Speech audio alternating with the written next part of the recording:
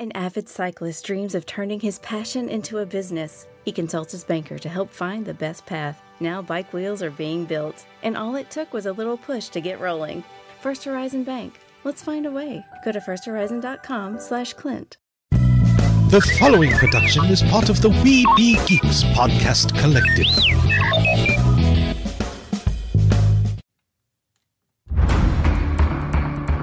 From days long ago, from uncharted regions of the universe, comes a legend. The dream that came through a million years, that lived on through all the tears. It came here, the Fandom Nexus. Fabulous secret powers were revealed to our host as he plugged in his microphone. I have a podcast! Here he is, your Spider-Pan, Jeremy.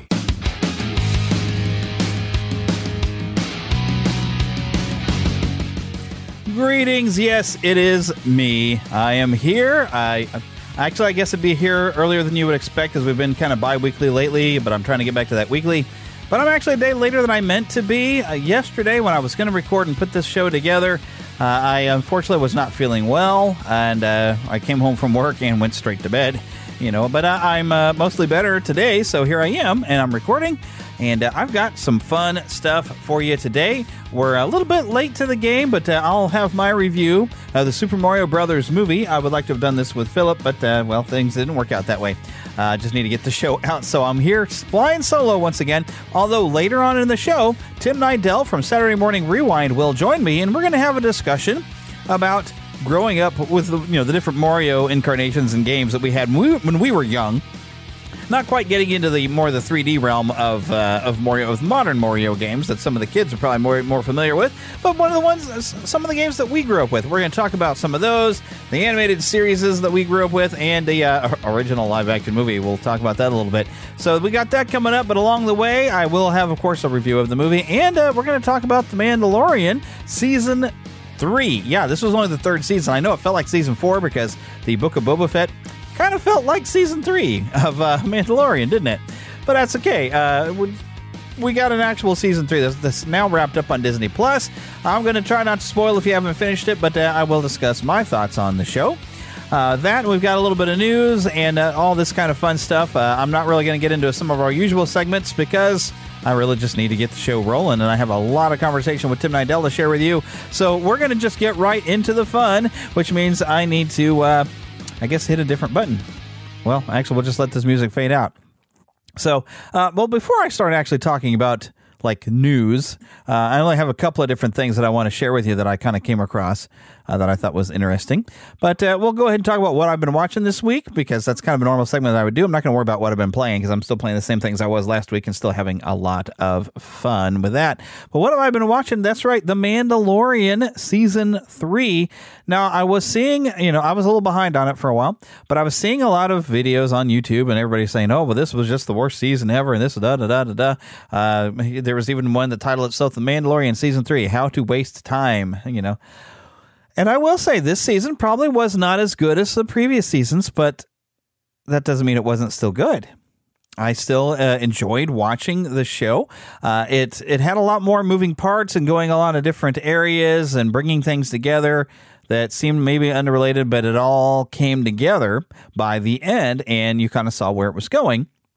But it had a lot of different moving pieces. It was trying to be a little bit more complex, and it did come down to some very exciting stuff. I mean, we had jetpack battles going on by the end. It was pretty awesome.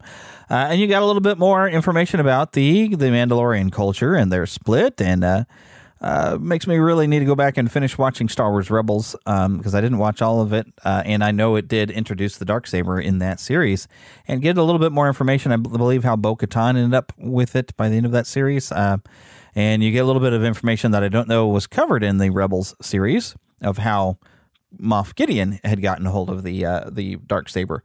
We got told the story, and I'm like, was this in the series? And I haven't watched it. I mean, heck, I'm behind on a lot of things. In fact, the Bad Batch, I think I've mentioned, I didn't realize I hadn't finished watching the first season, so I kind of need to catch up on that so I can watch season 2, which everybody seems to have enjoyed that as well. But overall, I did enjoy this third season. It wasn't maybe the same as the previous two. It felt a little meandery, a little wandery.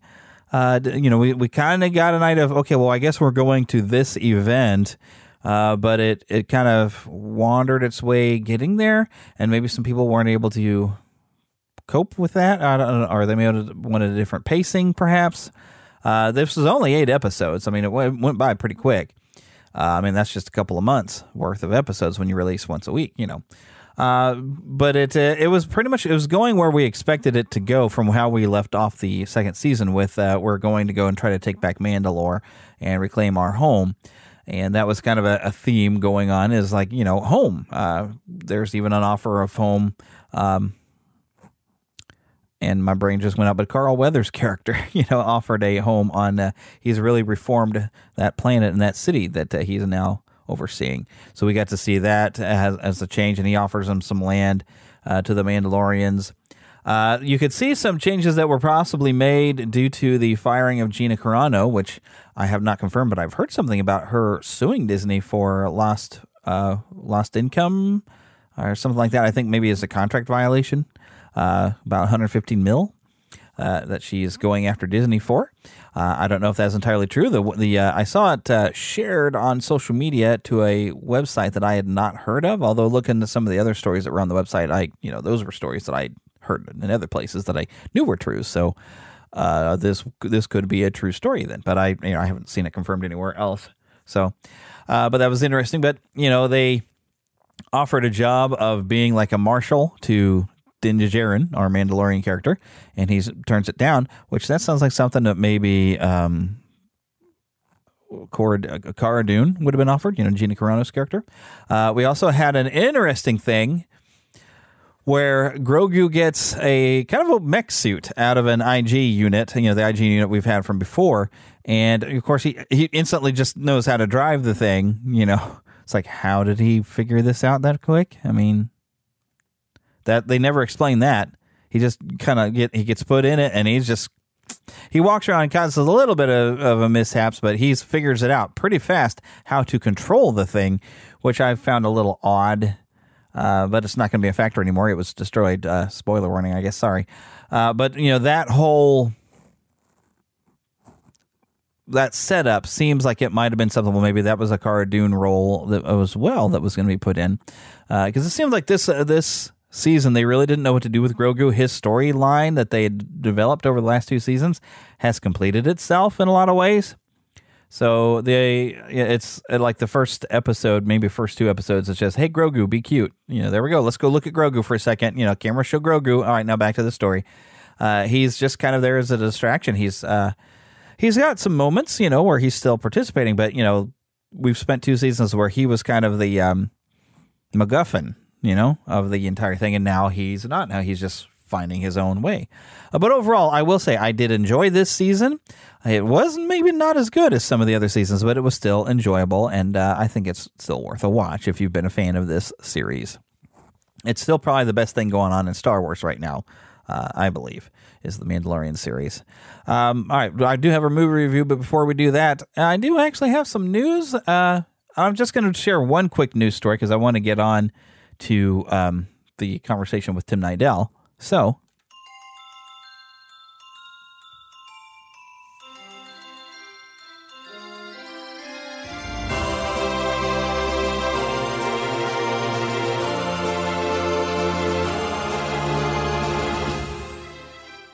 spanning the Disney and geek universe to bring you the best in comics, toys, movies, and entertainment. This is news from around Neverland.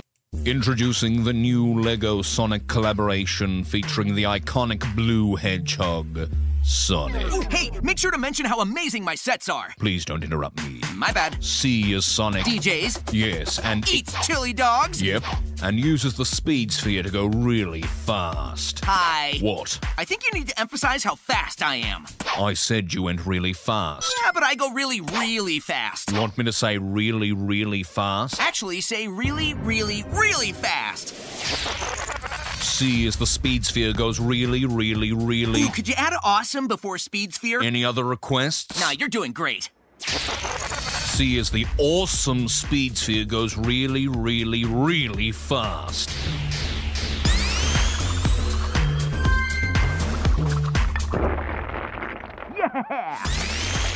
Visit Sonic's fast friend Tails in his workshop with his iconic tornado plane. Time to do the barrel roll, Tails. Ho-ho-ho! Now let's head to Amy Rose's Animal Rescue Island. Amy with her trusty hammer. Hey, Sonic. Yes, Mr. Sky Voice? If you're really so fast, try and beat me to the Green Hill Zone Loop Challenge. Yes, gotcha, Sonic. Who's fast now? Now we can take our time admiring this nice loop-de-loop and nice ring bit. Turn around. How did you get in here? I told you, I'm really, really, really fast.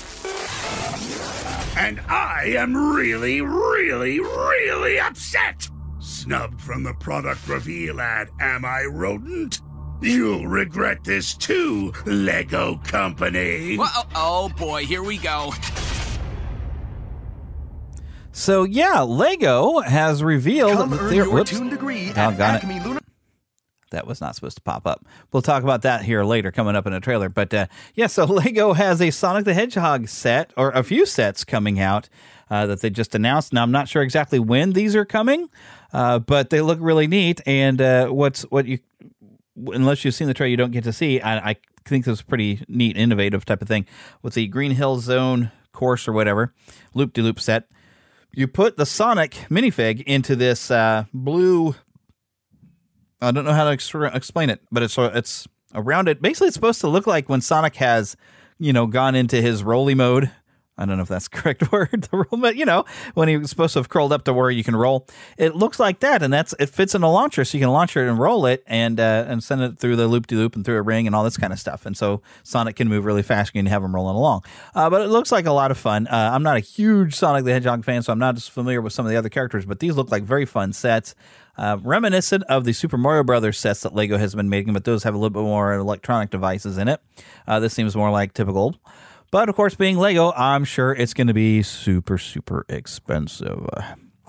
Okay, the second thing I want to get to, because we haven't talked about it yet, but Free Comic Book Day is May the 6th this year. That's coming up very quickly. In fact, the Guardians of the Galaxy Volume 3 will, of course, come out that same weekend. So, of course, make a day of it. That's what I usually do. But I have a list of the comics that are expected to be there free that you can find at freecomicbookday.com. Some highlights. That's interesting. Something called an Archie Horror Presents Cursed Library. That's interesting. But there's an Avengers X-Men. We've got a Conan book. We've got a Spider-Man and Venom book in here, which, of course, I'll have to pick that up. There's a Red Sonja, She-Devil with a Sword.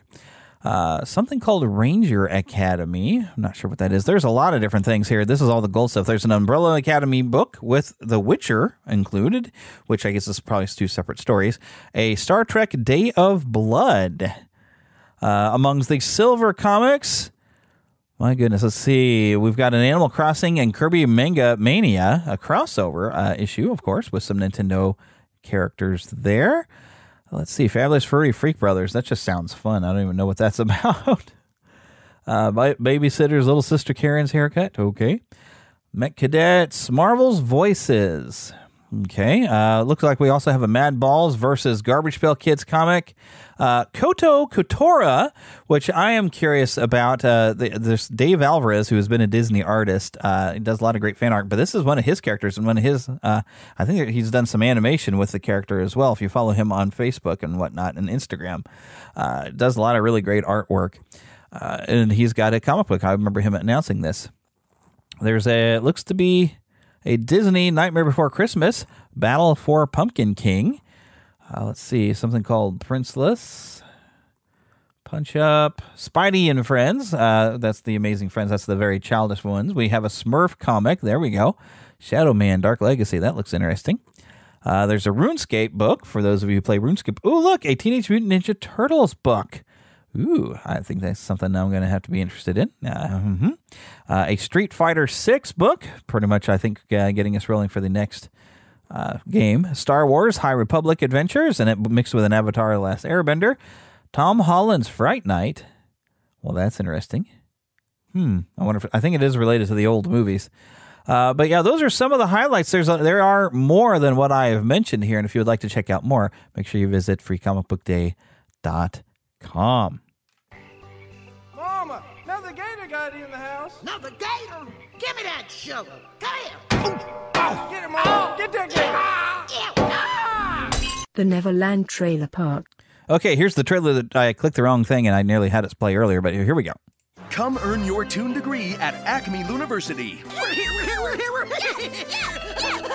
Acme Lu is responsible for shaping the greatest Toon since 1933. You're welcome. We've got everything to aid in your education. Large dormitory halls, a great campus meal plan, a state-of-the-art Toonie ball field, and a library, probably. Major in topics that really matter, while studying under our esteemed faculty and alumni. Here at Acme Lu, we take our Toon studies very seriously. We've won every major academic award for tomfoolery. Enroll at Acme University today and fulfill your potential. Get it? Huh?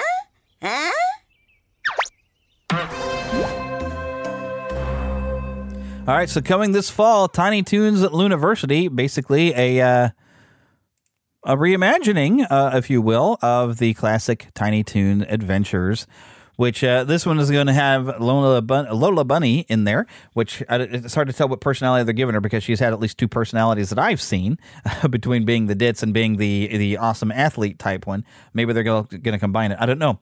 They, of course, got some different voices. It's because it's rebooting and starting over from scratch. I've heard the relation between Babs and Buster Bunny has been changed to where they are a relation, even though that was a running gag. No relation. Now there is a relation. I guess they've decided. I don't know if they're supposed to be brother and sister. I can't remember what I read. Didn't we talk about this a long time ago? But this doesn't look bad. I wasn't a huge fan of Tiny Toons. I liked Tiny Toons, but they relied way too much on the slapstick. Without, I don't know, it didn't feel like it had the proper setup and timing like the classic Looney Tunes had that made it funny. So it just seemed like overdone. It was like how many times can we hit somebody over the head with a hammer? Just done again and again and again and again. Yeah, that kind of thing in an episode. And it just didn't really let the jokes go very well. So we'll see how this one turns out. I'm kind of curious at what they've done. I don't necessarily trust Warner Brothers to not mess up stuff because they really have messed up stuff that were not their own properties. But we'll see. We'll find out in the fall. I guess this is going to be on Cartoon Network. I do not have Cartoon Network, but I'm sure HBO Max will be getting the episodes at some point. So I'll take a look. We'll see what they've done. It looks like they've tried to keep the same feel of the wackiness and hitting people over the head and slapstick. So yeah, we'll just see what goes on there. But what the trailer that's got me very excited this week is we've got, I guess I thought it was going to be the final trailer for The Flash, but they're just labeling it as trailer number 2. But yeah, we had a new trailer for The Flash, and I was waiting, and I wasn't going to do the show until I'd gotten a chance to look at this and share it with you. Here we go. I lost my parents. That pain made me who I am. I spent a lifetime trying to right the wrongs of the past. As if fighting crime would bring my parents back. You actually did it. I can't imagine what you've been through. I love you, Monkey. You lost both parents in one day. Barry! I went back in time to save my parents. But instead, I completely broke the universe. If you went back and changed the past, this world must die. You changed the future. Do you know what this symbol stands for? It means hope, right? I will help you fight Zod. You want to get nuts? Let's get nuts.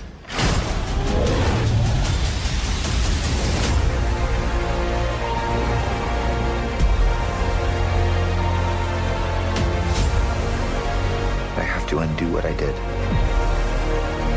These scars we have make us who we are. I'm not meant to go back and fix them. Don't let your tragedy define you.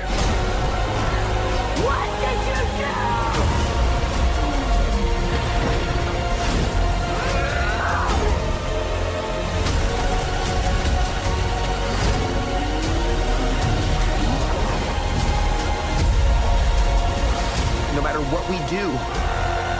And we're not going to be able to fix this. No! Nobody dies!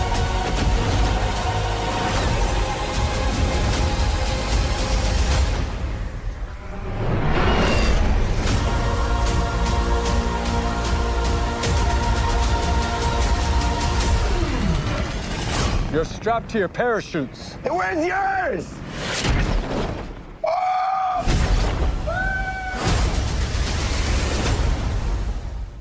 June 16th, The Flash. Basically, it's the Flashpoint paradox story brought to the screen in a very different way. In fact, is in the Flashpoint paradox, if you read the actual comics, you've got Thomas Wayne is suddenly alive, and Martha and Bruce were killed. And so he's become a Batman as an older Batman, but instead of that, I guess they figured we would, they were going to fan service this a little bit after seeing what Marvel did, bringing multiple Spider-Mans around. We get multiple Batmans, so this looks kind of cool. So let me read the description for you. Warner Brothers Pictures presents The Flash, directed by Andy Muschietti, who did the It films and Mama horror movies. Interesting. Ezra Miller reprises the role as Barry Allen in the DC superheroes' first ever standalone feature film. Well, let's not get into the controversy of that is Ezra Miller and his problems. I mean, we've already got Jonathan Majors over at Marvel, who has his legal problems to deal with now, and I'm not sure what's going to happen because of that. But DC's went ahead and they just needed to release this movie. Even though I'm not really keen on Ezra Miller as the Flash. I didn't really like him in that Justice League movie. But it says here, worlds collide in The Flash when Barry uses his superpowers to travel back in time in order to change the events of the past. But when his attempt to save his family inadvertently alters the future, Barry becomes trapped in a reality in which General Zod has returned, threatening annihilation, and there are no superheroes to turn to. That is, unless Barry can coax a very different Batman out of retirement and rescue an imprisoned Kryptonian, albeit not the one he's looking for. Ultimately, to save the world that he is in and return to the future that he knows, Barry's only hope is to race for his life, but will making the ultimate sacrifice be enough to reset the universe? So Flash has an ensemble cast here. Rising star Sasha Calle, I think. Michael Shannon. Ron Livingston. Yeah, that Ron Livingston from Office Space. Maribel Verdú. Kirstie Clemens, who appeared in Zack Snyder's Justice League. I don't know if I could say, of course, but Michael Keaton, from the original 1989 Batman. We'll just go from there. So the more I see of it, I'm actually kind of like wanting to see that again. Here, this is interesting. So somebody actually commented here on YouTube. It says, I know we're all excited to see Michael Keaton as Batman again. So am I. But is anyone else besides me happy to see Michael Shannon as General Zod again? Might just be you, dude. Might just be you. I mean, there might be some other ones, but he was not my favorite Zod. But I don't know if that's the writing or just his performance. I'm not sure which didn't make it work for me. But yeah, I don't know. It would be nice if we could have had Terrence Stamp, some other show up again. That'd have been cool. But he's gone far too soon. Him and Christopher Reeve both. Would have been nice for them to both be able to make an appearance if Christopher Reeve had not ended his life in a wheelchair. And had not, passed away because, of, the life he had in a wheelchair after his accident on a horse and was paralyzed. Either way, but I'm actually looking forward to this. This kind of looks cool. So, we'll just see. This might be one of the best DC movies we've had in a long time. I don't know. It has the potential. I mean, it looks cool. It's kind of weird we got a Supergirl instead of Superman, but hey, it's an alternate future. But I'm wondering, how that's altered the fate of Krypton with what the Flash did. I don't know, but I'm looking forward to this movie. It looked pretty exciting on this trailer. There are some other trailers that have been going over the last couple of weeks, but really, I want to get you straight into our fun content and welcome our guest, Mr. Tim Nydell. All right, so with me now, for anyone that remembers Saturday Morning Rewind, and heck, if you happen to remember the Mighty Marvel Tooncast, which I've considered bringing it back, but we have Tim Nydell with us from Saturday Morning Rewind, and also upcoming, I guess you're focusing more on YouTube in this upcoming project you're working on? Exactly, upcoming project coming out, maybe end of this year, possibly beginning of next year, but I'm excited about it. And the name, I'm keeping the Rewind theme. It's going to be called Pressing Rewind with Tim Nydell. And you're going to do a little bit more than just cartoon rewinds? You're going to look at some other things this time? Exactly. It can be anything rewind, anything retro-ish, any person involved in anything prior to the year 2000. That's kind of what I'm focusing on. So, including video games, I'm sure. Exactly. Video games, comic books, novels, stuff like that. Stuff that I would have been interested in or was interested in as a kid or teenager. Yep. So kind of similar to what we do over here. So awesome. Yep. But you are needing some help on this. I am. Yeah. So I just started a GoFundMe where people can help out. Honestly, you can just give $1.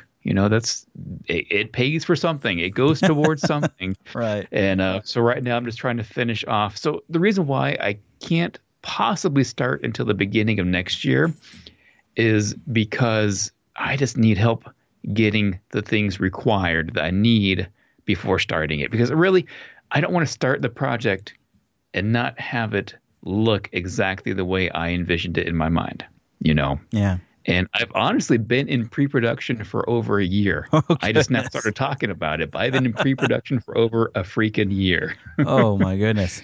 So, yeah, I just started GoFundMe. So you can help out by doing anything on there. I did announce this thing on my YouTube page. If you just type in Pressing Rewind with Tim Nydell, you'll find it, where if anybody donates $100, you will get this little plaque on one of the movie theater seats that I'll be sitting in for every video. I picked up these movie theater seats when my local theater closed down a couple years ago, and that's what I'll be sitting in. And the little spot on your seat where it says like donated by or dedicated by. So I'll put a little plaque on there if you donate $100 or more. So if you look real close, you'll see your name in the video. I'll show it. I plan on making a really cool Walt Disney-esque very first video, kind of like a walkthrough of the set like he would do with Disneyland and stuff like that. I plan to do that for the first episode, so I'll show it on that episode, especially that one. But I'll also post it on my Instagram and stuff like that too. And so, all right, where's that Instagram at? Oh gosh, trying to think now. Well, if people search, I think even for Saturday Morning Rewind, I bet people can still find you. Yeah, oh yeah, I'm still doing Saturday Morning Rewind now. It's just very more scarce than it used to be. Yeah, but you did have a fun one with Brett Iwan. That was kind of fun. You got to actually host with him because when he came to Kansas City, I got to go to his panel and I got an autographed photo with it, signed and everything. But we weren't allowed to talk to or ask any questions of him or, outside of the panel. Wasn't even allowed to record the panel when he came in. So I was like, oh, man. Really? I just have to tell everybody about it. But it was a lot of fun. He's a great guy. I've had him on twice now. And, got to have him on a panel. Then we talked a good 20 minutes after the panel. And, good, very good guy, very sweet guy. Yeah. And I don't know if he still has a home around here. He used to work at Hallmark Cards here in this area, so I don't know if he still has a home here. And I should bug him. He probably lives in California now only. Yeah, I'm thinking because they're keeping him busy here. Because I get to hear his voice. Even I was actually today playing Disney Dreamlight, and I recognize his style of Mickey every time Mickey comes and talks. Oh, that's awesome. So, but we dove in here for a very particular reason. Because we got to go and share some memories. In fact, we're going to go a weird kind of direction on this. Well, you might not have expected. You were a fan of Popeye, though, back in the day, I'm sure, right? Popeye? Oh, yeah. Oh, yeah. Well, when we were little, we would have loved to have had a video game of Popeye. Now, granted, we did get one later, but we almost got one a little sooner. Shigeru Miyamoto actually wanted to make a Popeye game featuring, of course, Popeye Bluto and olive oil. Had an idea for it, but did not get the licensing. So he's like, I need somebody. I need something big. I know. Bluto kind of looks like an ape. So Donkey Kong came our way, and it was almost a Popeye game. But that was like the beginning of everything for Mario. Although he was Jumpman, which you haven't gotten to see the new Super Mario Brothers movie. You're going to have so much fun with that, by the way. Oh my goodness! No, I'm looking forward to it. I just haven't had a chance to watch it yet. Because there's a little bit of acknowledgement to Jumpman in there. You can kind of see him wearing like the old classic kind of plaid shirt and tie. You kind of and he's even playing an arcade game that's called Jumpman back there. There are so many little throw-ins. I don't know if I could even cover and talk about some of the stuff we remember of this. I don't even know if we could hit every little Easter egg that they managed to squeeze into that movie. I mean, holy cannoli. Wow. It's amazing. But yeah, so I'm only a couple years older than you because you're, what, 43 now? Yeah. Yep. So, we were still both pretty young at Donkey Kong, but do you remember getting to play Donkey Kong in the arcade mainly, or did you? Yeah. I mainly got to play on the Atari, like the Coleco case. I don't think I ever played it on the Atari. I think it was only in the arcade, and especially on the NES when it was on the NES. Yeah. Did you get that I played set? it more in the NES, but I definitely played it in the arcade as well. Yeah, I think I might have played a little bit in the arcade, but I was not good at arcade games when I was that small. But we had originally when they put it on the Atari, they had it was I think ColecoVision or something had gotten the rights to make it, so it had like this weird kind of gray sides on the casing, so it was a little bit different. Which apparently there was a different release for Donkey Kong at the time, and eventually they did get an almost better arcade port apparently for a. Not the Atari 2600, but for like what do they call it, the 3200 or something that came later. Yeah, but the Nintendo definitely had the better port. And when we first got our Nintendo, we got the one that it was paired with Donkey Kong Jr. Yep, I got that one. But it didn't have every level that was in the arcade game for Donkey Kong. It was missing some, which I'd forgotten about until I played in the arcade like years later. I was like, oh my gosh, something's not right.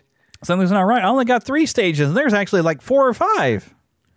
Before you get, of course, when you're knocking the little pegs through.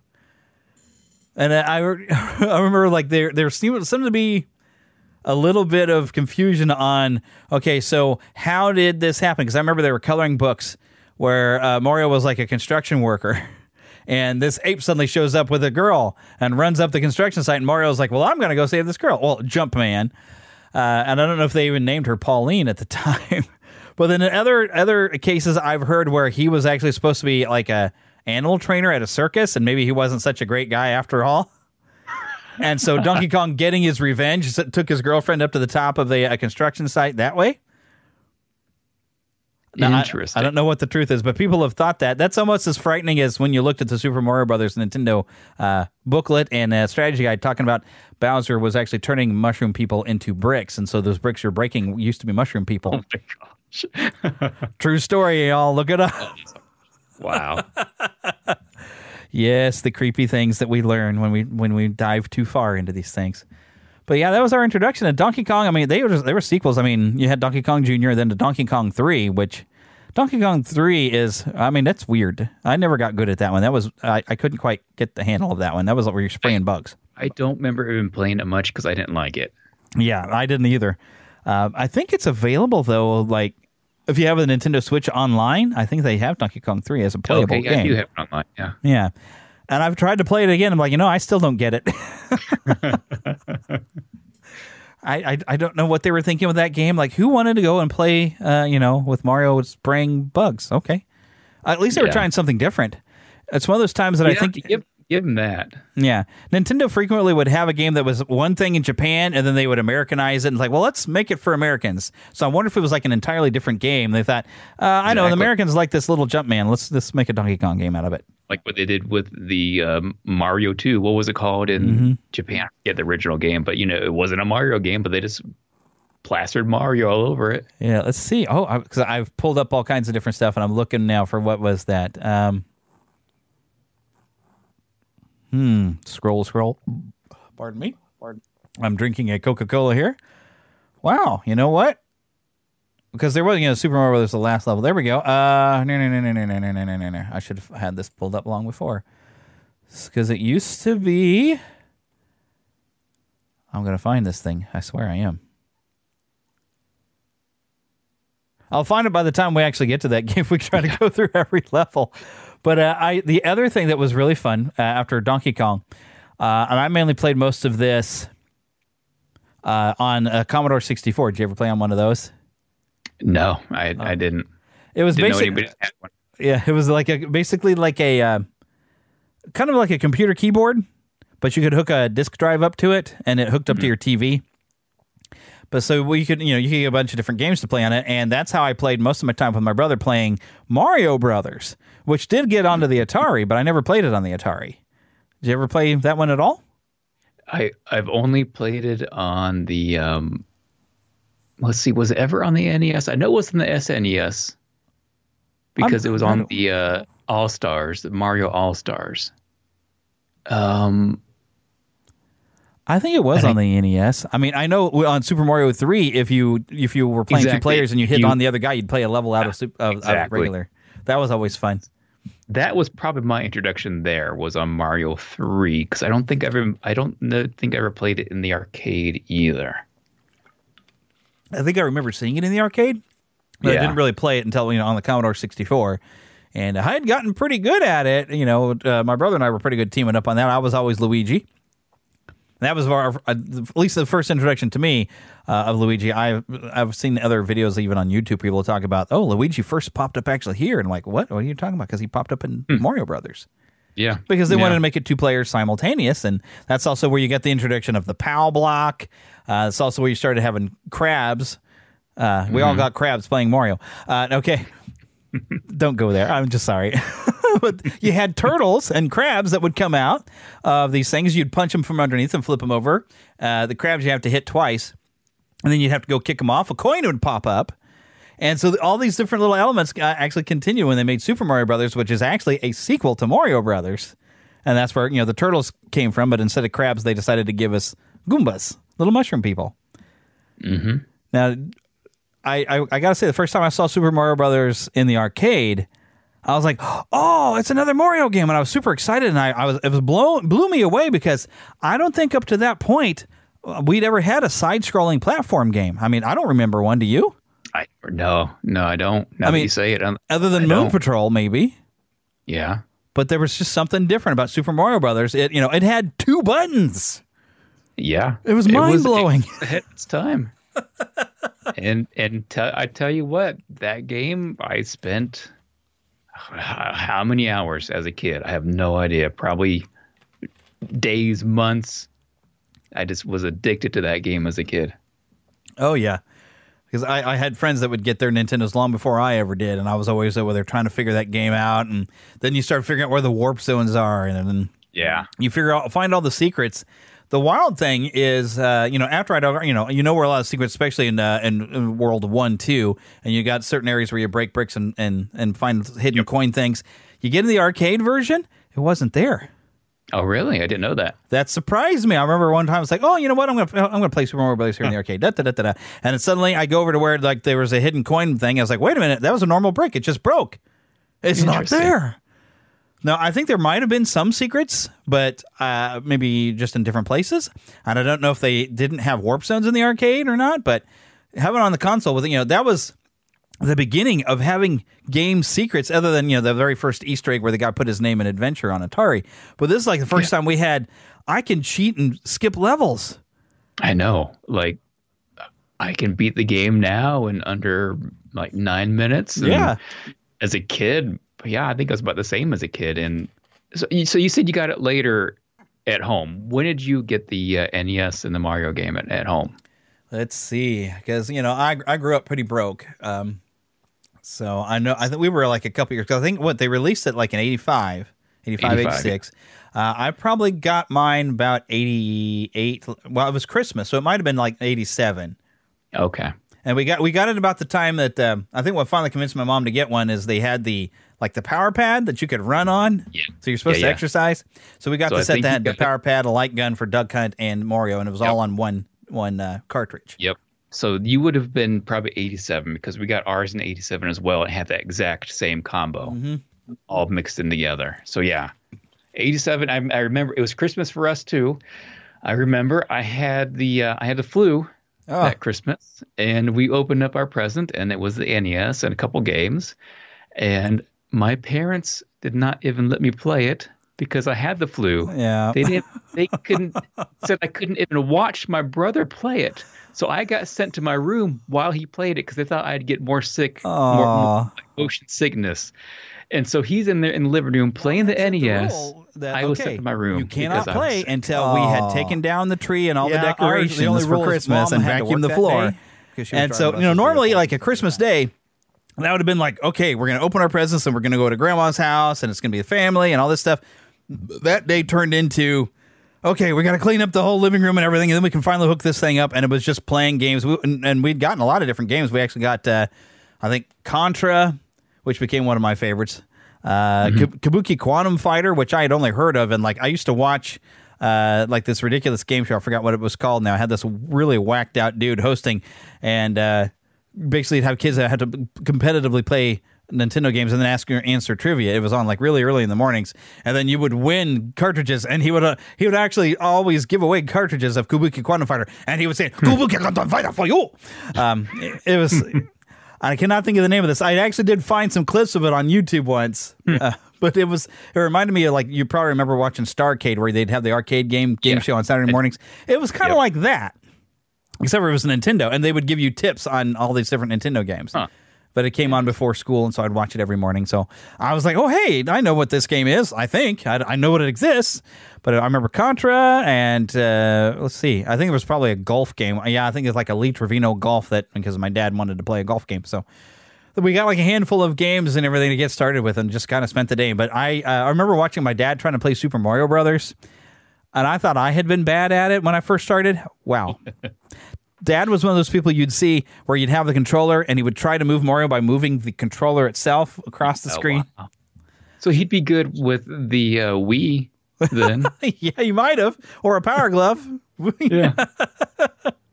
But it was hilarious. But we were just being so embarrassed. Like, Dad, the jump button is on A. Okay. Because he'd run them, fall off cliffs, or he'd run right into a Goomba. You know, my parents never got the hang of that kind of thing. So I don't think my parents ever even tried. I only remember my dad playing the pinball game for the Eddie's, and that was it. So they never tried. Yeah, I remember by the following Christmas, it was like a parlor trick because my my aunt and uncle, they had gotten a Nintendo about the same time. I think they actually got the same set. But by the following Christmas, I could beat Super Mario Brothers, and so I actually demonstrated beating Super Mario Brothers while we were all over there in the living room. Nice. Because it took a while to memorize like World 8-4 because you had like certain, count 2 pipes and then got to go up there and then you're going to hit this and then got to get up there. It was all this complicated stuff, but yeah, it took me a year to where I could finally beat it. And I think that's the first game I was ever actually to beat. Well, no, Contra. Maybe I beat Contra first because I was playing the heck out of Contra. Yeah. And plus you got the 30 lives cheat with the Konami code. Although I played that so much that I could beat that game in 1 life. Wow. Because I played it so much over the summers. Oh, man, I loved Contra. Can't do it now. I got a Contra collection on my Switch, but I cannot do it in 1 life. And they deactivated the Konami code on there. Did they? Yeah, it won't work. I was like, man. So now I got to try to beat it in 3 lives with 3 continues again, which I think I did manage to do. I haven't played it in a while. Super C was a lot harder. But anyways, we're not talking about Contra. We're supposed to be talking Mario. So... so I figure you beat the first one. Super Mario 2. Now there was Super Mario, which became known as the Lost Levels, which we didn't get until the Super Nintendo.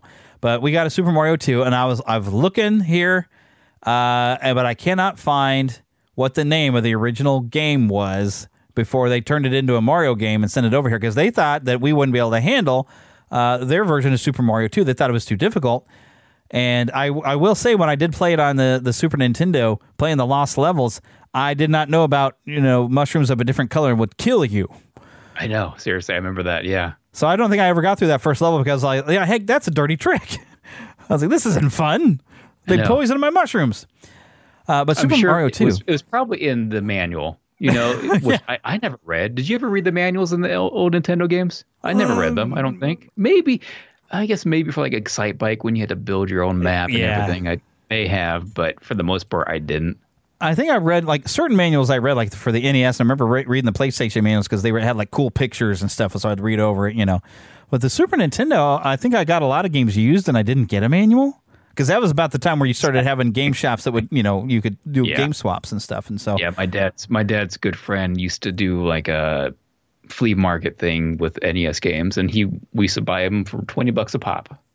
Well, that's not bad. And back then, that was good too. Yeah. I mean, they were going for like $50 back then. Yeah, so I looked at. I found it out. Super Mario 2 is based. It was Doki Doki Panic. Oh, okay, yeah, because I didn't see it highlighted. I saw a Doki Doki Panic or Doki Doki or whatever, and I didn't know that was it. Okay, so I've been looking at it the whole time and didn't realize it. Well. I failed at that one. Did you ever manage to finish what we got for Super Mario 2? It's funny. Not until like the first time I ever beat it was about 3 years ago. Wow. Yeah. So as a kid, I guess I made it far-ish as a kid, but I finally beat it about 2 or 3 years ago. Yeah, I think I found that there are some warps if you use your potions of the right thing and go down to certain vases or whatever. Yep, there is. Yep. There is, and I think I did go to where I went and got to the final boss, but I got my butt whooped severely. No, it's not an easy game. No, it really is. But I appreciated it even as a kid. I liked the fact that it was different from the first Mario. Yeah. I didn't dislike it like some people do. I think it's a great game. It took me a while to warm up to it because I remember when I first played it, I tried to stomp something and I was like, it's not working. What am I supposed to be doing here? I know. I'm writing on this character. What's wrong? What's going on? But the what I appreciate most about this version of Super Mario 2 is this is around the time that we got the Super Mario Brothers Super Show, and there was a cartoon mixed with some live action characters, but the cartoon was based more off Super Mario 2 because they'd have radishes and they would throw stuff, and they'd have that more often than they would find a power up. And the music in the background is often from Mario 2. Yes, it was, because Super Mario only really had 3 themes. Yeah. Then the Mario 2 had kind of a bit more variety, not as not a whole lot, but we had a few different themes. Mario 3 sounds too, right? If I remember correctly. That came later. That came later. Okay. Because the Super Mario Brothers Super Show. Let's see, when did this debut? I think December 1st, ran September 4th to December 1st, 1989. There actually isn't a full amount of episodes. But it caught on big. I mean, mainly, I think what got my attention because I was like, Captain Lou! It's Captain Lou! Yeah. Danny Wells as Luigi. I didn't know of him from anything, but I have spotted he was a bartender on Three's Company as a side character every once in a while. Okay. But so they would be your live action. And I thought for a long time Captain Lou wasn't voicing Mario in the animated, but apparently he did. Yep, he did, as far as I know, yeah. Yeah, but he had a very distinct voice. But this is what I've found really kind of funny here lately is I got used to them being very just Brooklyn. They talk like a couple of New Yorkers. So when we get into the modern age where people have gotten used to on the Mario 64, well, it's me, Mario, and you got this really bad stereotypical Italian accent, and people were mad that they weren't using it in this new movie. I'm like, really? Come on, most of us grew up with they're from Brooklyn. They should talk like people from Brooklyn. So, exactly. I mean, most of us our age grew up with him not talking whatsoever. Yeah. So, and then in the cartoon, it was Lou. It had more of that Brooklyn sound, or like in the original Super Mario Brothers live action movie, the same Brooklyn sound. Yep. So I was no problem with Chris Pratt. I'm like, cool, as long as he can sound like he's from Brooklyn, I don't care. Yeah, I was excited. I'm fine with that. Yeah, because of this. I mean, this cartoon was great. You'd get four. It was 5 days a week, so 4 episodes of a Super Mario Brothers would be the cartoon that was hosted, I guess, by the live action. And then on Fridays you get a Legend of Zelda cartoon that was not near as good, but but it's still kind of iconic just because. Excuse me, princess. And then I love the the live action sequences where all the guests would come in, like Sergeant Slaughter, and I remember Ernie Hudson. I remember an episode, Cyndi Lauper, I think. Yeah, didn't Ernie Hudson came in? He was actually supposed to be a Ghostbuster. Yeah, he was. Because they thought they had a ghost in their little shop. Yeah, I just love. I love the live action sequences just as much as the cartoon sequences too. Wow, and I'm actually looking here on the Wikipedia has a list of all the live action guest stars. Even Harry Blackstone Jr. Remember, he used to sell those magic kits for kids. Wow. Oh my goodness. Elvira making appearance. Nicole Eggert. I remember her popping up. They got her all filthified and she went to a party as all dirty. Moon Zappa, Rowdy Roddy Piper, Gary Owens even. Oh my gosh, Gary Owens. Oh, so many great. Maurice LaMarche actually popped up as Inspector Gadget. Wow, I need to find that clip. I have a series on DVD. I wonder if I could watch it. And if you don't have it on DVD, it's on Tubi, folks. Okay. It's great fun watching it on Tubi. You have to watch occasionally some commercials, but that's okay. But they don't have the Legend of Zelda episodes in there for some reason. I don't know why, but you can watch the cartoon Legend of Zelda separately on Tubi. I got that on DVD as well. Nice. It's just fun to watch, even if it's terrible. It's fun to watch. It's a bad show, but it's fun to watch. It's probably better than a lot of other stuff we probably used to watch. I mean, there was, what was it, Turbo, where the kid turned into a car? Yeah, I barely remember that. Yeah, that was not a great show.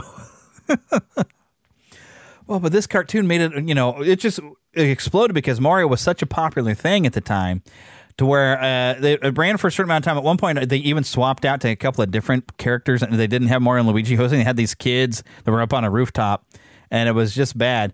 But what they ended up doing is they made a Saturday morning cartoon with different voices, but they did Super Mario Brothers 3 as a cartoon on Saturday mornings. I think it was even part of a lineup with Captain N. I believe it was it was either that or I think you're right. Yeah, because eventually they had Super Mario World as an animated series as well. But I think Captain N had started early enough that it was part of Super Mario Brothers 3. I think you're right. Yep.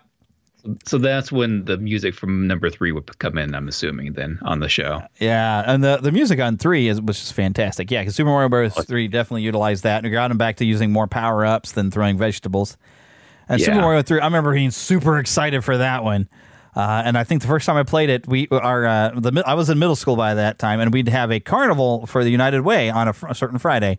And everybody's homeroom, you would try to set up some sort of activity that people would come and pay money to do, and then the money would go to the United Way. And certain rooms would always set up the room arcade, and people would bring in their Nintendos, and somebody had brought in Super Mario Brothers 3, and I think 50 cents would get you like 2 minutes of play on Super Mario 3, and that's the first time I got to play, and I was like trying to get as far as I possibly could, like, this is amazing, like there's a map. My first introduction to the game would have been the movie The Wizard. Oh, with, yeah! Fred Savage. Wow. Yeah, I mean, it's pretty much just a hour and a half long commercial for Nintendo and Mario 3. Yeah, I watched it once. I loved every minute of it being a commercial. Yep. Even having the Teenage Mutant Ninja Turtles game in there. Especially as a kid, because not a lot of it, some of it was filmed in Reno because they're on their way to California and they go through Reno. And I lived in Reno as a kid. So that, sparked my interest right there, too. So that was my introduction to Mario 3. And I must say, Mario 3 is probably my favorite NES game of all time. Ooh, that's high praise. Yeah. See, I don't know. What would be my favorite overall NES game of all time? Because Mario 3 would have to be up there. But like the original Legend of Zelda is up there pretty high too. Yeah. It's definitely my favorite of the Mario games on the regular Nintendo. Because I mean, I did get a little further. Like Super Nintendo, Super Mario World is just amazing. But I don't know. Maybe I like Super Mario 3 actually better than Super Mario World even. I remember. I think I've spent a lot more time playing Super Mario 3 than I have Super Mario World. Oh yeah, my brother and I all the time. My Super Nintendo, I remember getting Super Mario World and say, hey, this is cool, but I was too busy playing Street Fighter 2 to get really invested in Super Mario World. And I remember my brother and I would get pretty far in Mario 3, and we didn't like to use the warping at all in number 3.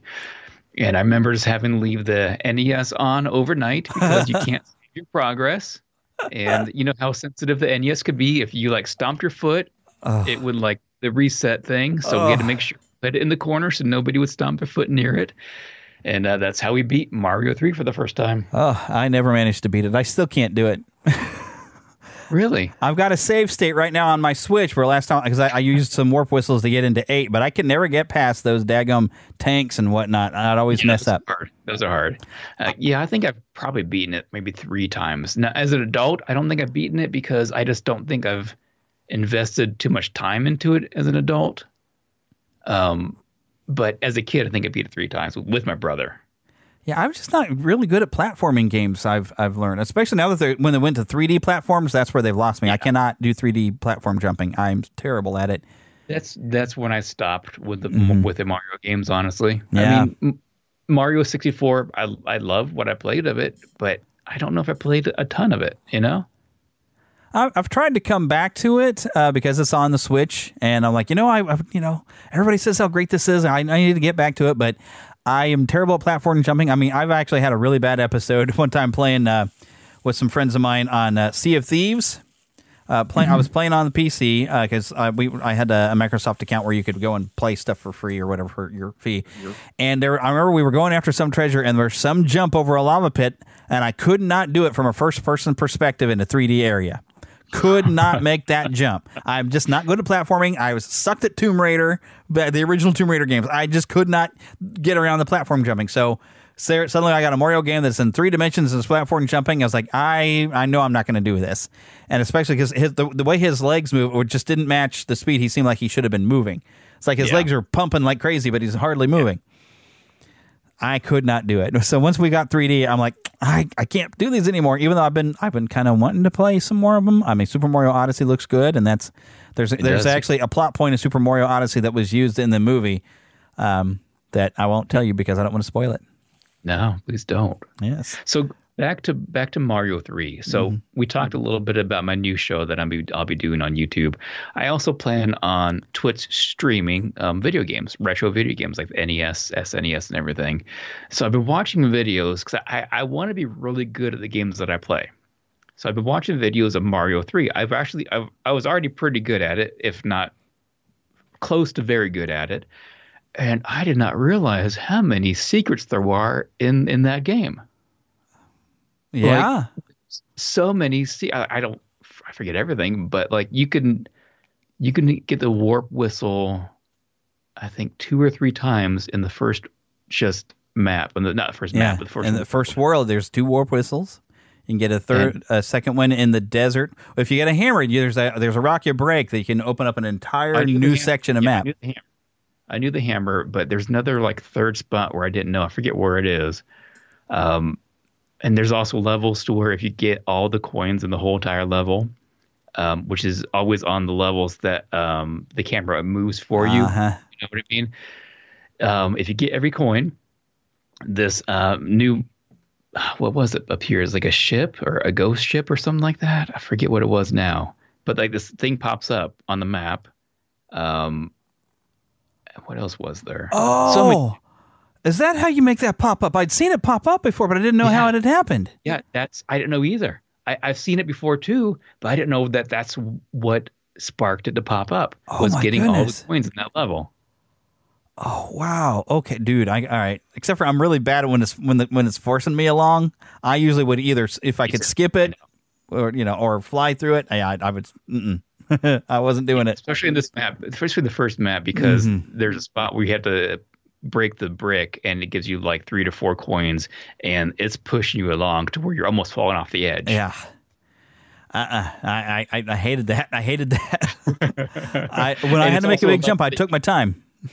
It's a level you can skip altogether too. It's not one of the levels you have to play. Right. So I never really played it as a kid because I don't like those levels that push you along. Yeah. It drove me nuts. So yeah, either I was using my P-Wing or I was using my Cloud or I was going around it playing a different level. Exactly. Any way around it I could. That game is amazing. The tricky part about using the Cloud that would let you float over a level is you better make sure you beat the level right after it or you're going to get thrown right back to the one that you got stuck on. Yep. Which frequently happened when we got, I think the third level is where the water world was, and you had those levels where you have the giant fish that would swallow you up if you got too low and everything sink. I would always have to skip that. I could never get through it. Unless I had fireballs, then I'm like, die. I was about to say, as long as they had fireballs, I was usually good. Yeah. Fireballs were the one thing that would save you. In that one, at least. Because you're not going to tail whip that big fish. It ain't going to happen. Nope. And if you fall in the water, you're dead. That's it. You are. It's like a Jaws movie down there, man. Yep. You're done. Here it comes. Which is something I wish they would have actually stuck into this new movie here. It would have been great. But speaking of movies, though, did you actually get out to the live action? I remember going the opening weekend to that movie, and I had such expectations because of the animated series. No, I didn't watch it till maybe a couple years after that on VHS. I will admit to saying that I tried to just take it as being something different after I was watching it. I realized, well, okay, I guess they had to do their own thing. And I had some fun with it when I was younger, but I'm afraid to watch it older because I'm like, I know it was a bad movie, but I think I was more willing to just accept it as a kid, or a teenager as I was. Like, you know what?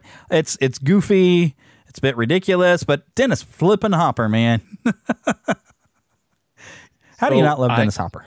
I picked it up on a bootleg Blu-ray recently, maybe about 6 months ago, because they did release it here on Blu-ray, but it was a limited release. It's been out of print for a long time. Yeah. So I bought like an English version or whatever, and I've seen it twice. Actually, I just watched it again for the second time, maybe last week, 2 weeks ago. I don't hate it. Yeah. I oddly don't hate it.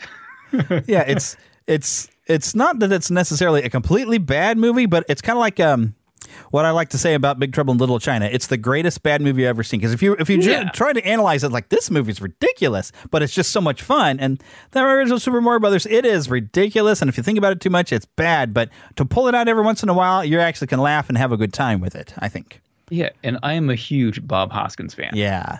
I mean, and he's just amazing in everything he does. And he gave his all in this movie. And it's not the worst movie. I enjoy watching it when I'm watching it. I've definitely seen worse movies. For sure. For sure. Yeah. One, I think it's called Super Force or something that my buddy Philip, who co-hosts frequently with me, it's got this really bad, cheesy movie that when you watch it, I swear somebody ripped this off for G.I. Joe. Imagine a G.I. Joe movie where it's really, well, I guess we've had bad G.I. Joe movies, but imagine that the one made in the 80s that's even worse. Wow. I think it's called like Super Force or something. Like, I'll have to ask Philip, but yeah, that's probably the worst movie I've ever seen. So I'd rather watch Super Mario Brothers from the 90s than this movie. Yeah, for sure. I've seen way worse movies, like Uwe Boll movies. I don't know if you know who Uwe Boll is. He's a director who likes to make video game movies. So he made House of the Dead. He made Alone in the Dark, Postal. There's a movie of Postal. Oh Lord, there is. That one I've seen most of his movies except for that one, and he's a horrible filmmaker, and he knows nothing about the source material. So movies are so much worse than the live action Mario movie. Oh wow. And that's the thing is, Alone in the Dark, I had been excited. Oh, a movie of that one because it was based off the New Nightmare, which I love that game, and had a really good story to it. And I thought, oh, that'll be a great movie. And then I saw the reviews and I'm like, never mind. It's awful. He also did Blood Rain, which Blood Rain would be a good movie, you would think. But nope, it was bad. It took a while before we got I think the first really good video game movie that I say was at least really good was Sonic the Hedgehog. And Nintendo definitely upped the game here with this Super Mario Brothers movie this time. I mean, they're like, oh, Sonic, that's pretty good, but look what we can do. It's like, we're going to make a movie that looks like you're playing the game. Now they just need to make an Earthworm Jim movie. Oh, dude. And I never really got into Earthworm Jim. I didn't own it, but oh my goodness. And I never watched the animated series. But when you look at the games, watch the game footage, it was so over the top. It's so funny. Yeah. I was like, oh. No, I love the first one. I love the first game. I watched some of the series, not a ton of it, but the first game's amazing. That would make a great cartoon, animated film. Oh. Yeah. Somebody do it. Earthworm Jim must return. Groovy. Oh, yes. But all right, we got to start wrapping this up because you got things to do today. So yeah, with Super Mario Bros., I think we fell off of on Mario 64. But the one thing that I have to jump into, and I'm going to click because I see her name on here. This is something I always find funny, and even when I clicked on her name, Princess Toadstool, it pops over on Wikipedia to Princess Peach. Now, because in Japan she was apparently always Princess Peach, but if you look at Princess Toadstool, she was a redhead. The first time we got a Princess Peach in America, it was on a Mario 64, and suddenly she's a blonde. These are two different women. What happened to Princess Toadstool? Because we know what happened to Pauline. She became a mayor of a weird version of New York in the Super Mario Odyssey. Pauline from Donkey Kong is still around. What happened to Princess Toadstool? Of course, it does say here Princess Peach Toadstool, so they're going to treat it like her last name. I wish they'd have called her that, maybe in the movie. But it's like, wait a minute, no, that was totally different because even in the old cartoons and on the games, she was a redhead. When did she go blonde? That was always weird. Mm-hmm. Something's not right. It's like King Koopa and Bowser, you know? Right. Well, he was always Bowser in the games. I think King Koopa just sounded fun. I think so, yeah. Yeah. Calling him that in the cartoon. And then they just kept it with the first movie that just like, yeah, King Koopa just sounds I guess maybe he was President Koopa. And I don't know. I think maybe he was still King Koopa in there. I don't remember now. I just watched it. I don't remember now. I don't remember. And one thing, though, that I guess I hadn't realized until watching this newer movie is that Toad was not the name of that specific mushroom. They were all toads, all of them are. So, like, well, what is the name of that particular Toad who showed up in Super Mario 2, showed up in the cartoon? Because they just called him Toad. And even in this new movie, they just refer to him as Toad, but Princess Peach refers to all of them as her toads. Huh. Even though, why call them toads? They're mushrooms. That's weird too. I don't understand. And them being referred to as Toad made it make sense that she's Princess Toadstool because she's somehow related to the Toad thing going on. But then, when did it become Princess Peach? Now, I know where Daisy came from because on the Game Boy, you had the Super Mario Land and Super Mario Land 2, which when I first got a Game Boy, I got Super Mario Land 2, which was a lot of fun, which now is available on the Nintendo Switch Online. I'm excited. And there was a Princess Daisy in that, and she got put into the live-action movie as a girlfriend for Luigi. And Daisy's still around. She's got some Mario Kart appearances. Yep, she does. But on a Mario Kart, you'll find a Princess Peach. You'll never find Princess Toadstool. I know. We need to make a documentary on this. What happened to her? Or a video game. Yeah. Where'd she go? So, I suppose somebody told, her that blondes have more fun, and she thought, toadstools, nobody really likes toadstools, but I'm going to go by Peach. So you could say maybe there was always that, but in Japan, it's never been an issue, but I wonder in Japan if on the original game she had a different hair color there as well. Yeah. I want to know. Because that's the only thing I've gotten from anybody. He says, well, she was always Peach in Japan. I'm like, okay, but why didn't they just call her Peach in America? And what happened to the redhead? What happened? Mysteries. We need answers. We need answers, Nintendo. Shigeru Miyamoto. Did I say his name right? I don't know. Sounds right. We need answers. You must answer. Did you murder her? Or did she betray everybody and marry Bowser? Maybe that's what actually was going on. I don't know. We don't see her after Super Mario 3. Oh, Super Mario World. I don't think she even pops up. But Super Mario 3 is last. No. Super Mario World. You still have to save her from Bowser, and she's still a redhead. Because I do recall. See, I've never beaten Super Mario World either. But after you manage to flip Bowser's thing upside down, Princess Toadstool comes falling out of there, and ta-da, and gives Mario a kiss. Somehow or another, that kiss, the first time you see her kiss Mario, turned her blonde, and she changed her name. I don't know why.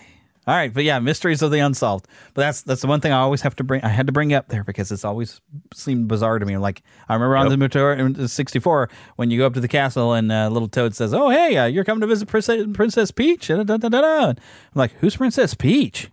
What the So yeah, kids, listen to the show. Your parents knew a completely different princess, and we never knew what happened to her. But anyways, we better let you go because you need to go get some rest because you got to get up early in the morning. So I do. Once again, Tim Nydell from Saturday Morning Rewind, and also the new and upcoming, hopefully by the end of the year, Press Rewind. Check it out on YouTube. Cool. Help him out if you can. He's got some work to do. And you still have I think you've got a YouTube, or did you just change your YouTube channel name? Because you had one I think was under Tim Nydell and you used to do some unboxing. Same one. I just changed the name. Okay. So same channel, just changed the name, reformatting it right now as we speak. Can people still watch those old videos? You can. Every old videos on there, all the old unboxing videos. I've done some interviews on there as well. Yeah. And also whenever I release Saturday Morning Rewind, interviews that were done over video, such as Skype or Zoom or whatever, I'll also put it on that channel as well. Yep. But it's all going to be high quality. Production value is going to be awesome. And it's going to be a good time. And hopefully he won't he once, true story, y'all, he ate a hamburger out of an old Happy Meal. A very old Happy Meal. He ate a hamburger out of it. Now, the hamburger was not as old as the Happy Meal box, but he ate the hamburger out of it. He had cereal out of an old 1989 Batman cereal box, and it had bugs in it that we didn't realize it right away. See, that's why I've kept a Spider-Man cereal and a Ghostbusters cereal box from Ghostbusters Afterlife, but I ate the cereal and just kept the box. Even my Patrick Mahomes cereal, I ate the cereal and kept the box. No, I collect cereal boxes now, and I have a good amount with the cereal still in it. Like I have the Ninja Turtle cereal with cereal in it. I have some Frosted Flakes from that has like Darkwing Duck toy in it. Nice. So it would have been 92, I think. I'm not eating those, though. They're going to stay in the box. I have some Fruit Chews from Tiny Toon Adventures and Batman the Animated Series. I'm not going to eat those. Yeah. I have some gum from DuckTales. It's in a gumball machine from DuckTales. I did eat some of those. And you're still alive. I'm still alive, guys. Who cares about the expiration date? It's just a suggestion. Sure. They got a ton of preservatives in that stuff anyway. Exactly. It probably makes me stronger. I'm immune now to everything. You can eat anything you want now. Yep. Oh my goodness. But yeah, y'all go check out some of those old videos. He's had a really cool bebop that he had in the background for a while too. It was pretty cool. Dude, if you liked that bebop, you're gonna like this set I'm creating for the new show. You gonna have Rocksteady with him now? No, I'll send you some behind the scenes pictures that I'm not showing anybody yet. Ooh. But I'll show you. The set's gonna be awesome. I'm just gonna say that the set is gonna be awesome. Yeah, and I would do YouTube videos, but my set isn't that awesome. Although, you can kind of say I've got a pretty good collection getting around in the room. I got to show you all the stuff I've got in the room. My goodness, I have a lot more toys now than I ever had as a kid. You should see what I'm surrounded by. Yeah. And I don't have the excuse of that I had kids to play with. I don't have any children, so they're here. I have no excuse. See, my excuse is because my parents got rid of all my toys when I moved out of the house. I'm just rebuying them all back now in bulk. Well, I'm buying all the toys I never got to have. And Exactly. I actually, at Planet Comic-Con this year, because I never had an actual He-Man figure from the original line, and I have one now. I found it at Planet Comic-Con, and he's even got the squishy head. Yes, I got that one too. It's awesome. And he's got, the only thing, he's got his armor. The only thing he's missing is his weapons. And I'm like, I bet if I went online, I could find somebody who would have the weapons for me. I got the weapons, but I'm not selling them though. Okay. I have Castle Grayskull as well. Yeah, I've got a Castle. When we get offline, I'll point the camera around and stuff. I got my Castle Grayskull, and I've got a whole scene going on over there. Did you see my new tattoo? You got a Skeletor head with the headphones. It's awesome. Yeah. I'm not getting any tattoos. No one needs to see anything on my body, and I'm too scared of needles to do it. So. I have emotional trauma when it comes to needles. I won't get into the story here, but yeah, I anything that alters me terrifies me now. I've got the scars that shows how I got to this point, so I can't imagine doing anything that changes what I look like permanently, by any means of anything sharp. So yeah, I get it. Mm-hmm, yeah, I hate it when I get cat scratch and I end up with scars. I'm like, dang it, cat. You're lucky I love you 3. Yes, we have 3 cats. So, all right, but remember, go find Press Rewind and go help out his GoFundMe.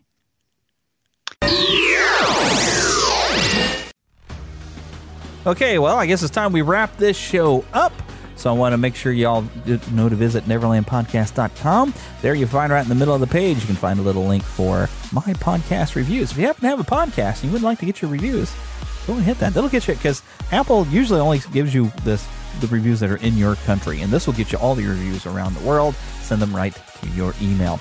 I want to thank Karen Kennedy, Ricky Pope of Christian Nerds Unite, and Darren Wilhite of the Wilhite and Wall Show for helping me out with the introduction.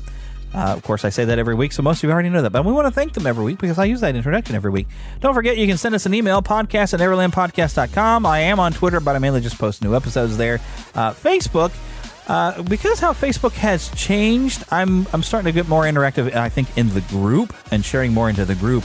The fan page, I actually literally have to go and I click a thing to switch profiles to go and post anything in there. And generally what I like to do is if I see something interesting on Facebook and I want to share it with y'all, I want to just click share and be able to share it to the page, but it gets complicated and it doesn't work, but I can quickly share it to the group.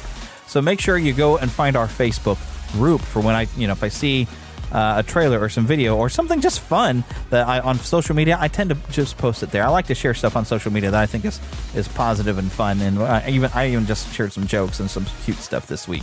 But at least I have some people that are enjoying that. So go over here to the Facebook group and make sure you do that. Also, hey, you know what? While you're on our website at NeverlandPodcast.com, you can join the Neverlanders. You can become an official Lost Boy or Pixie. We have Lost Boys and we have Pixies because girls are too clever and they don't get lost. You also find our links for our Patreon there, which I do appreciate anybody who can help me out on that. Also, you can find our shop where you find a lot of different t-shirt ideas, a lot of designs that you can put on shirts. You got a lot of different things you can put this stuff on. I got some other designs I need to get uploaded as well. Lots of new content coming. So yeah, when you do shop and buy things and donate to Patreon, that helps immeasurably. You have no idea how much that would help me. So, but that's where I want to wrap this show up right there. So as we end the show every week, I like to just tell y'all to get lost in an adventure. All right, we'll see you next time.